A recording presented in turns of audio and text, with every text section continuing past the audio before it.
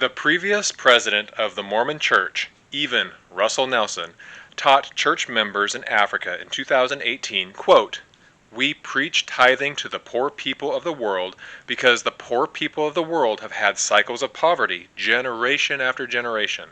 That same poverty continues from one generation to another until people pay their tithing." End quote. Tithing is a very important teaching in Mormonism. So important that non-compliance with the law of tithing will keep a member out of the church's temples, barring them from access to the so-called saving ordinances of the gospel. Additionally, tithing is taught that it will protect believers from the burning that will occur at the second coming of Jesus. Missionaries, apostles, and prophets will teach tithing and will claim that paying 1/10 of your income to Jesus' church will lift people out of poverty. Well, this is a testable claim, and an economist from Arizona State University named Dallin Overstreet actually examined if compliance with the law of tithing actually resulted in lower rates of poverty. Welcome, friends, enemies, and everyone in between, to my channel, The Masked Mormon. I am in fact the Masked Mormon. Why you wearing a mask? Were you burned by acid or something like that? Oh no, it's just they're terribly comfortable. I think everyone will be wearing them in the future. I am a Mormon who used to faithfully pay my tithing on my gross income. The last 10 years of my active participation in Mormonism, I paid over $20,000 to the church in tithing, a time when I was at my poorest. I believed paying tithing was important because it would open the windows of heaven upon me and my family. I didn't necessarily believe that I would receive financial blessings, but that I would be blessed somehow and also protected by God. Then I found out how the teachings about tithing have changed over the centuries, from paying on your excess after all of your needs are met to the current model of paying tithing on your net or your gross income. Tithing in Mormonism is defined as paying 1/10 of your income to the church. It's taught that a member paying tithing is contributing to the growth of the kingdom of God. In return, God then promises to abundantly bless those who comply with this law. And those that do not pay are in fact robbing God and keeping for themselves that which apparently belongs to God. A member is to pay tithing before all other expenses. If there is a question about paying your bills or paying your tithing, you are to pay tithing. If there is a question about feeding your children or paying your tithing, you are to pay your tithing. Even in the church's materials about self-reliance and budgeting, the first thing you are to do is, say it with me now, pay your tithing. These funds ultimately go to Salt Lake City, where they are dispersed to fund ward budgets, to build buildings, to build temples, to fund the church's universities, and then the excess is placed into investment accounts, where over the last 25 or so years, it has ballooned to some $300 billion. Mormon leaders teach that paying tithing breaks the bands of poverty, assuring members that if they faithfully donate 10% of their income to the church, it will help them overcome financial challenges and break the cycle of poverty. In previous videos, I've already talked about how expensive tithing is and how it impacts lower income members much more than wealthier members. But, like I said, this is a testable claim. Poverty rates should be lower in areas with higher tithing adherence, right? Just like there should be better health outcomes in places with higher population of priesthood holders, who can then lay their hands on people and heal them from illnesses. Right? That is what this paper discusses. Any sort of statistical difference between tithe payers and non-tithe payers should be able to be sussed out by looking at poverty data in certain areas where tithing adherence is higher than others. This is a strong claim made by the church, and if it bears weight, it should make a strong case for people actually paying their tithing. Now, there may be some indicators that higher levels of religiosity can lead to higher levels of work ethic and thriftiness, which could in fact lift a person out of poverty. However, there's no causal link that indicates that religiosity in general may do this, and not for Mormonism specifically. This can be a difficult topic to study because church finances are controlled by a very small group of church leaders and are closely guarded, with no amount of oversight. But in some ways, the church's teachings about tithing leading to decreased poverty sounds a lot like the prosperity gospel. Now, the prosperity gospel is the belief that financial blessings or physical well-being are the will of God and can result from obedience to the laws of God or from charitable giving.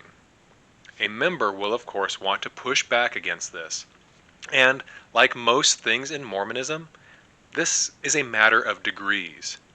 No, Mormonism doesn't preach anything like the prosperity gospel of evangelicalism or televangelists, but the Book of Mormon does teach about something called the pride cycle. The pride cycle is that people live in righteousness, then they can start to receive blessings and prosperity from God. They are then lifted up in pride, which then leads to wickedness. That then results in destruction and suffering. Finally, people will become repentant and humble and once again live in righteousness. And then the cycle repeats. This is all over the Book of Mormon. It's a common plot point in many of the stories. Additionally, in Doctrine and Covenants 130, verses 20 through 21, it says, quote, "There is a law irrevocably decreed in heaven before the foundations of this world, upon which all blessings are predicated. And when we obtain any blessing from God, it is by obedience to that law upon which it is predicated." End quote.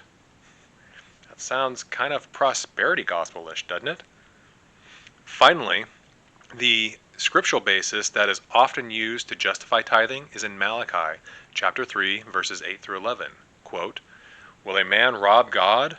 Yet ye have robbed me. But ye say, Wherein have we robbed thee? In tithes and offering. Ye are cursed with a curse, for ye have robbed me, even this whole nation. Bring ye all the tithes into the storehouse, that there may be meat in mine house. And prove me now herewith, saith the Lord of hosts, if I will not open you the windows of heaven, and pour you out a blessing, that there shall not be room enough to receive it." End quote. So no, the church doesn't teach the same type of prosperity gospel as other Christian groups, but it does couple compliance with blessings. Though it will caveat this by saying, not necessarily financial blessings, but as we will see, it now has to say that because the promised blessings never really come. Anything positive that comes out of members paying tithing is accomplished by the members themselves as they become thrifty and cognizant of their own finances, or as they are the beneficiaries of coincidence and randomness. Seldom are the stories told of when there were no blessings due to obedience and tithing. Anyway, back to the study. Because the church is so tight-lipped about its finances, the author had to find a proxy for financial records. The author analyzes the relationship between Mormon temples and county-level poverty rates. Temples serve as a great proxy for local Mormon tithing participation and adherence. This was especially true in the years before Russell Nelson's presidency. Now, he went hog wild on announcing temples. In his roughly 7 years as church president, he announced some 200 temples all over the world. Before Nelson, temples were announced much more judiciously. A lot of consideration was done before the announcement. During Nelson's administration, there seemed to be more of an attitude of, maybe we'll announce it and then we'll try to make it work afterwards. In the study, the author looks at Mormon temple dedications between 2010 and 2018, before Nelson's announcement bonanza. This is during the time when things like tithing rates were used to determine if an area was ready for a temple. Now, temples aren't the same as meeting houses that members use on a weekly basis. They are used for sacred rituals for themselves and for their dead. In order to be able to enter a Mormon temple, a member must obtain a temple recommend from a church leader. Before Nelson, the presence of a temple in a county signaled a critical mass of adherents who paid a full 10% tithing. If obedience to the law of tithing truly reduces poverty as claimed, you would expect to see lower poverty rates in areas with established temples as compared to similar areas without a temple. The so-called windows of heaven should be opened, raining down blessings in abundance to the faithful tithe-paying communities. So to test this, poverty rates and Mormon temple dedications between 2010 and 2018 were compared. The author then used statistical analysis techniques to determine if there were any statistically significant evidence of the presence of a temple and tithing adherence and reducing poverty. The author accounted for economic, demographic, and religious confounding factors. And I will refer you to the paper linked in the description if you want more of the details. But, long story short, the results show that there is no evidence that gaining a temple reduces poverty, both in the short term and the long term. Now, this is, of course, a contradiction of the definitive manner in which Mormon leaders teach about tithing. The study ultimately scrutinizes the mechanisms through which the promised benefits of religious policies can be realized. The study also suggests that the Mormon Church does not effectively reallocate tithing funds in a way that can actually reduce poverty. Okay, so tithing doesn't reduce poverty, but you will also find believing members who fastidiously live the law of tithing and will claim that they have seen the benefits and the miracles and the blessings of living the law of tithing in their own lives. Now, I won't deny these members' feelings about tithing, and I won't even deny that they feel like they have had special experiences with these principles. But I will push back on their interpretation of their experiences. Mormonism has a strong tradition of teaching thrift, diligent work, strong community, and self-reliance. And these characteristics can result in economic stability or even sometimes success. But this ultimately comes down to the individual themselves. These are universal principles that can lead a person to economic success. However, they're not guaranteed. There is always an element of personal responsibility and also just straight up luck. Anyone who is able to lift themselves out of poverty by adopting thrifty habits can ultimately credit themselves for this. No God is required. No tithing is required. Now, it is true that giving up 10% of your income can cause people to be a little bit more deliberate about their finances, if they have enough to cover their needs. But if a person is barely scraping by, living the law of tithing will ultimately be a detriment to them. They will fall further and further behind financially as the church demands that they pay tithing instead of feeding their family or paying their bills or doing something like saving for retirement. The church will tell them, and then the believer will regurgitate the sentiment that they can't afford not to pay tithing. Believing members can then live in fear that if they don't pay tithing, they will be cursed by God, or that they will lose their temple recommend, or in cases where they work at a church school or for the church itself, they can even lose their job if they don't pay tithing. So, where does all this money go that the church takes in? According to the Widow's Mite report in 2024, the church took in some $5 to $6 billion in tithing, about $800 million in fast offerings, and about $23 billion in profits from its investment ventures. Of that money, about $450 million goes to humanitarian aid, and less than $400 million goes to various wards and stake budgets throughout the worldwide church. This is about 6.5% that's returned to the wards for their various budget needs. Now, I do have to call into question the amount that goes to humanitarian aid. After a hurricane in my area, I helped go and clean up.